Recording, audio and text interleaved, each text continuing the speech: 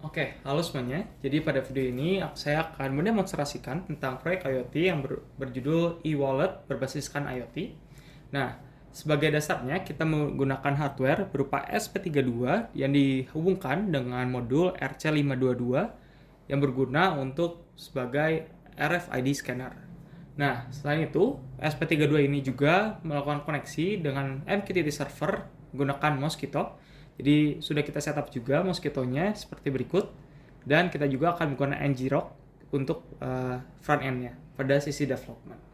Baik, untuk mengoneksi dengan MQTT servernya sendiri, kita menggunakan sistem autentikasi. Jadi autentikasinya ini kita bukan user dengan password IoT 2024. Nah, kita akan lihat bagaimana jika kita menggunakan user ataupun password yang salah kemudian nanti.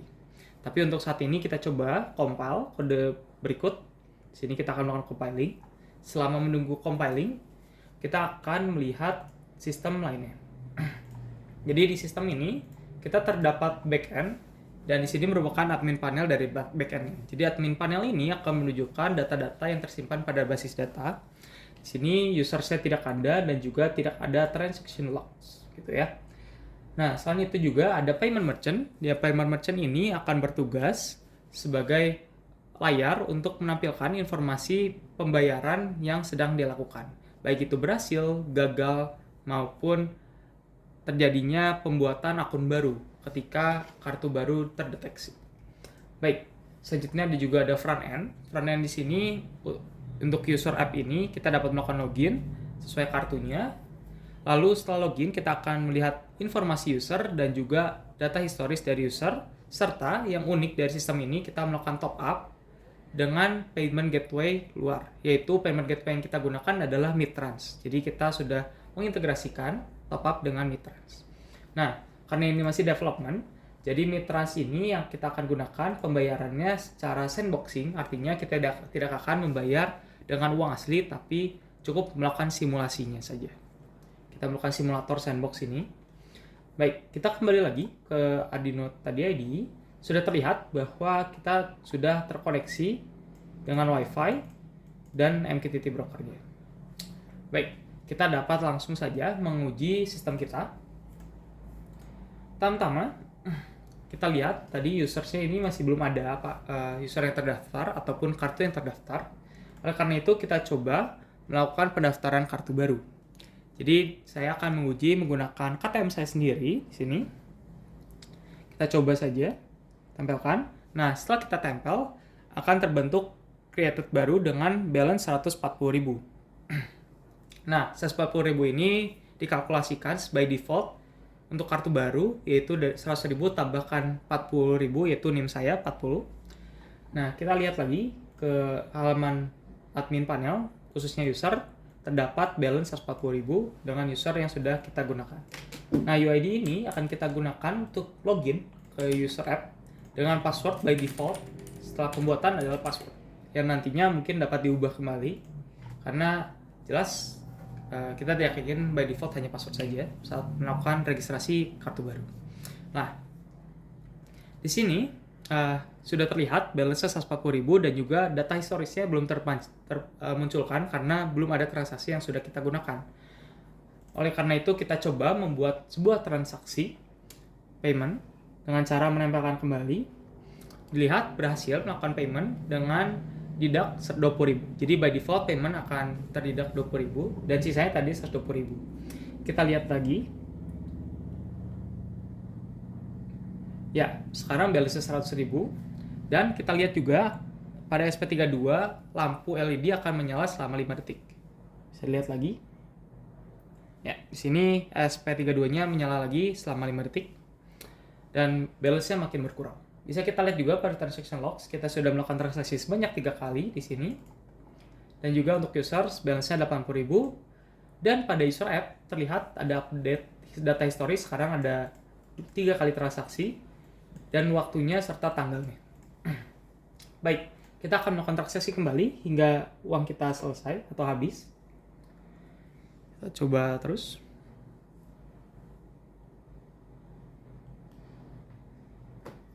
Baik.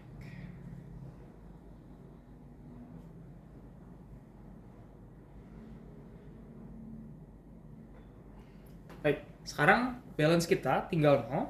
Bisa kita lihat juga di sini transaction loss-nya sudah sebanyak 7 kali dan users balance-nya sudah 0. Kita coba pembayaran sekali lagi. Ekspektasinya kita adalah pembayaran akan gagal dan LED akan menyala selama 5 detik dengan cara blinking. Jadi akan nyala mati selama 5 detik. Kita lihat. Ya, terlihat payment failed dan juga LED melakukan blinking sebanyak 5 detik, selama 5 detik. Baik. Jadi jika kita terus lakukan juga akan terus sama, akan fail terus dan balance tetap menjadi 0, tidak akan berubah. Dan jika kita lihat balance-nya tidak menjadi minus atau tetap 0 dan transaksi tersebut tidak dimasukkan ke sistem. Jadi sistem hanya mendeteksi 7 transaction loss. Kita lihat juga di user app sudah bertambah data historisnya menjadi 7 dan balance-nya menjadi 0. Nah, tentunya kita ingin menggunakan kartu kita kembali walaupun balance-nya sudah 0. Oleh karena itu adalah fitur top up. Sini contoh saya akan melakukan top up sebesar 50.000. Nah, top up ini akan memunculkan window dari Midtrans-nya sendiri. Nah, Midtrans ini kita bisa gunakan pembayaran berbagai macam, baik itu BCA, GoPay, dan juga lainnya. Misal, saya menggunakan BCA Virtual Account, saya copy saja, dan kita masukkan ke Virtual Account number di sini. Baik, kita coba inquire. Baik, sudah melakukan pembayaran, kita akan mencoba statusnya sekarang. Sekarang statusnya menjadi berhasil, dengan order ID sebagai berikut, dan dia akan langsung redirect ke halaman selanjutnya. Kita kembali saja ke dashboardnya dan bisa kita lihat bahwa balance kita sudah bertambah menjadi 50.000. Nah, dari sana kita bisa melakukan pembayaran kembali. Kita coba aja melakukan pembayaran. Baik, sini ada pembayaran berhasil dari 50.000 menjadi 30.000. Kita kembali lihat di sini awalnya kita mendapatkan top up sebesar 50.000 tadi dan juga kita mengurangi sebesar 20.000. Jadi warnanya juga dibedakan antara top up berwarna hijau dan deduct berwarna merah. Oke, kita coba lagi.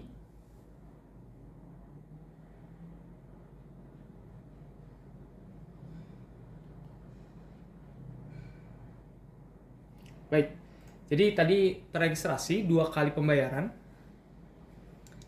Pembayaran yang kedua itu gagal karena balance kita sisa 10.000. Sini bisa terlihat juga balance-nya menjadi 10.000 dan dia tidak menjadi negatif. Jadi karena saldo kita 10.000, pembayaran 20.000, pembayaran tetap gagal. Gitu. Oke, bisa kita lihat juga pembayarannya hanya 2 kali dari 50.000, jadi sisanya 10.000. Masih berhasil. Sekarang bagaimana jika kita ingin menggunakan pembayaran dengan kartu lain atau user lain ingin melakukan pembayaran? Tentunya tidak hanya kartu yang saya gunakan saja tadi. Oleh karena itu kita coba uji bagaimana jika kita menggunakan RFID yang lainnya. Di sini saya menggunakan RFID berikut. Coba saya tempel. Sini ada new user created dengan user tersebut dan balance 140.000. Kita coba lookout.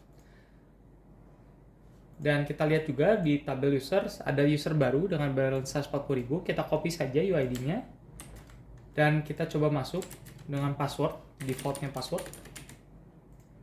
Kita coba masuk dan di sini kita berhasil masuk. Baik, dari sana kita lihat bahwa kita bisa login. Sekarang bagaimana jika kita ingin mengubah passwordnya ataupun balance-nya oleh admin? Jadi kita cukup mudah. Misal kita menggunakan ABC dengan balance kita ubah menjadi 21.000. Baik, kita save. Nah, sekarang kalau kita coba masuk dengan password kembali, kita gagal, tidak bisa masuk karena sudah kita ubah passwordnya menjadi ABC. Kita coba masuk dengan ABC. Baik, kita berhasil masuk ke akunnya.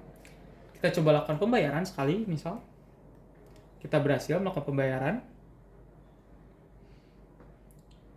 Sekarang kita coba lagi, sekali lagi. Kita gagal melakukan pembayaran. Di sini historis, kalau kita reload, akan muncul hanya satu buah historis. Jadi hanya 20.000 dan sisanya 1.000. Jadi kita top up kita set balance-nya jadi 21.000. Baik, seperti itu saja untuk pembayaran.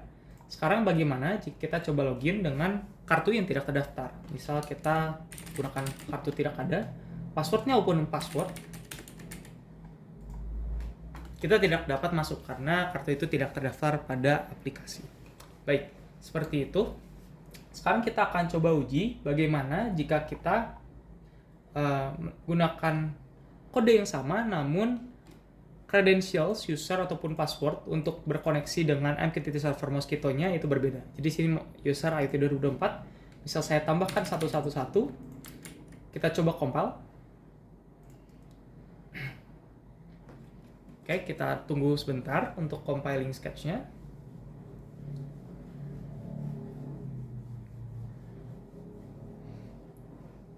Jadi yang tadinya sebelumnya itu kita dapat koneksi dengan credentials user yaitu passwordnya juga yaitu dari IoT 2024. Sekarang bagaimana jika kita coba koneksi dengan user dan password yang berbeda? Dapat kita lihat bahwa kita coba untuk koneksi dengan MQTT servernya, namun akan terus bermunculan failed. Ya, pesan failed ini terjadi karena password yang kita kirimkan itu berbeda dengan credentials yang sudah didefinisikan pada konfigurasi Mosquito.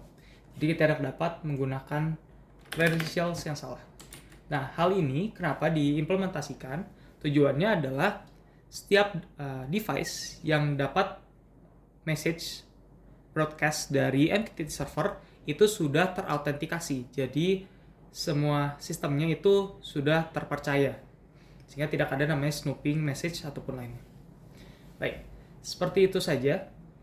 Dan untuk MQTT server ini kita koneksikan ke berbagai aplikasi kita. Khususnya tadi sudah kita lihat adalah payment merchant-nya. Jadi payment merchant ini menggunakan MQTT server dan karena ini melalui web browser, dia tidak mengenali protokol MQTT, maka kita menggunakan protokol WebSocket. Dan protokol WebSocket ini sudah kita definisikan pada mosquito.conf. Selain itu juga aplikasi Django ini sebagai backend juga mendengarkan sistem payment. Jadi payment yang kita scan pada RFID scanner ini akan mengirimkan data ke MQTT server dan akan diproses oleh backend. Dan backend ini akan berkoneksi dengan MQTT server. Jadi seperti itu saja penjelasan dari aplikasi ataupun sistem IoT yang sudah saya buat secara end-to-end. Sekian, terima kasih.